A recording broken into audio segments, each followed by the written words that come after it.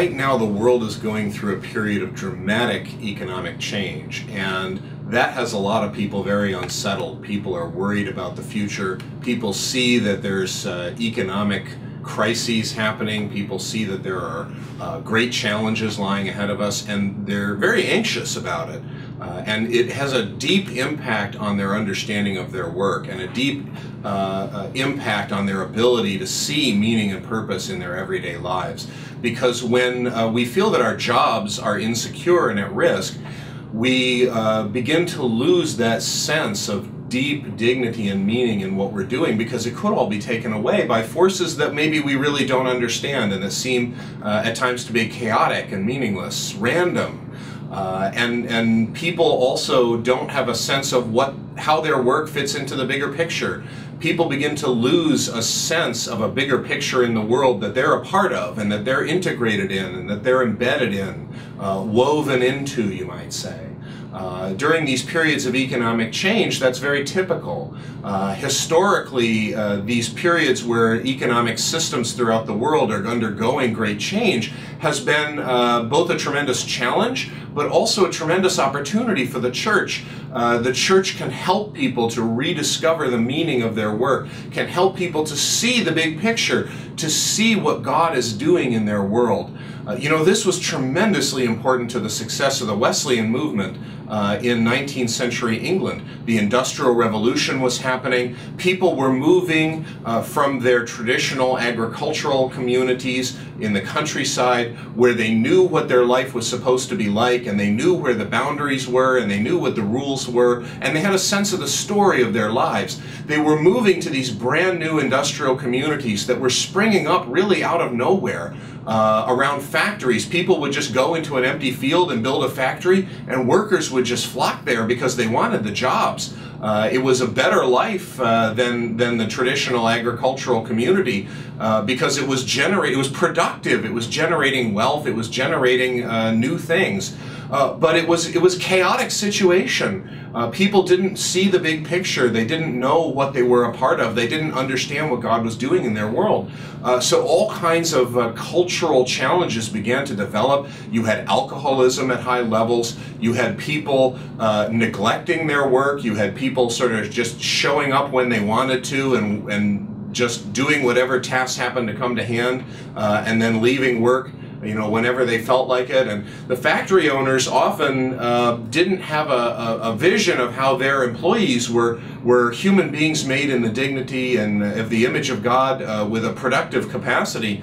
You know, so factory owners were content to let this happen because they didn't expect anything better. And the Wesleyan movement and factory owners who had a faith vision really turned that around. The Wesleyan movement was able to come in to these new communities that the traditional churches were not serving, and able to give people a vision of the dignity and meaning of what they were doing. And one side of that was the Wesleyan movement was able to say, no, you can't just take your work for granted. You can't treat your work just as a paycheck, as something that you do in order to gain money for yourself. You have to see that your work in this factory is serving your world, is serving your community. It's providing goods and services that people need. You should take it seriously. You should show up for work on time, you should show up for work sober, and you should work hard and be productive. And on the other side of that, they said, and these communities have got to be humane places to live. We have to build decent housing, and we have to build systems of medical care.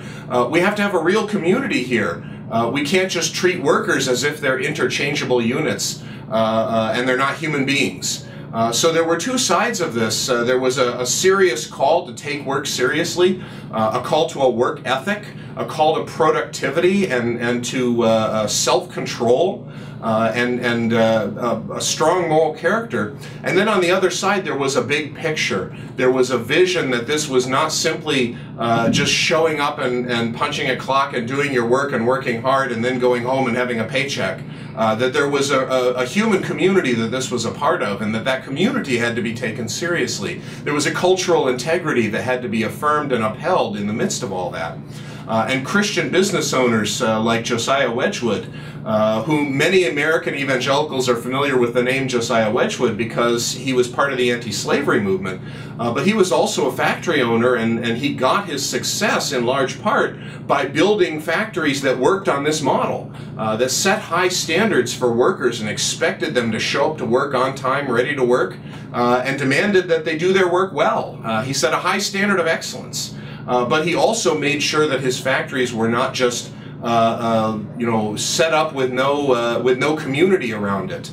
He made sure that people had sanitary conditions and good places to live and medical care and religious services as well. That he welcomed the Methodist movement into his factories, and this total vision of the big picture. And getting that total vision into the daily life of workers was a huge part of why the Wesleyan movement was successful. The Wesleyan movement came on the scene at a time when dramatic economic change was really removing people's sense of the dignity and meaning of their lives. And by restoring that, by speaking to people in this situation of apparent chaos and meaninglessness, helping people to see economic systems, helping people to see how your work serves other people through this great process of economic exchange that we're all a part of. It allowed people to restore a sense of dignity and meaning of what they were doing all day. And I think the church has an equal opportunity now. You know, the world is going through an economic upheaval at least as big as the Industrial Revolution, if not bigger. And people are again losing that big picture. They're losing that sense that their daily work is part of a vast interchange of exchange with other people that is meaningful and that allows them an opportunity to serve their neighbor, allows them an opportunity to practice the Christian virtues and to bring the Christian approach to life into their culture through the way they work and through these systems of exchange that we're all a part of. That we have an opportunity now to bring dignity and meaning back into the cultural space. That this is the easiest and best way to do it is through economic systems. That requires the church to do what the Wesleys did, to have a big vision of economic systems. What are they and what are they for? That's why in our programming, in the program that I'm a part of, we're developing a restored sense of how economic systems can be a part of our theological vision.